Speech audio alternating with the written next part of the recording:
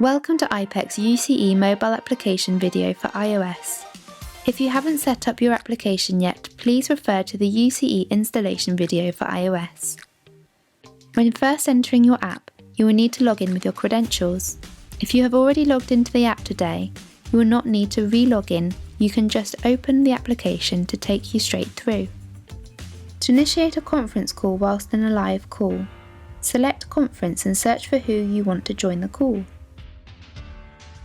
Select that member and press the tick box to create the conference. If you no longer want to make the conference call, you can return to the call by pressing the green phone icon.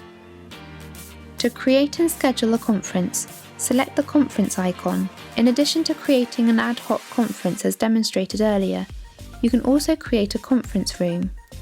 To do this, press the menu button in the top right of your screen and select Create Conference. Search for and select the contacts you would like to join the conference and press the tick icon in the top right of the screen.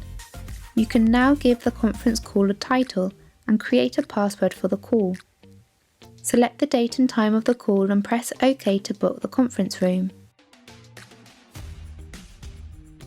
If you have any questions regarding a UCE application, please contact your telephony provider.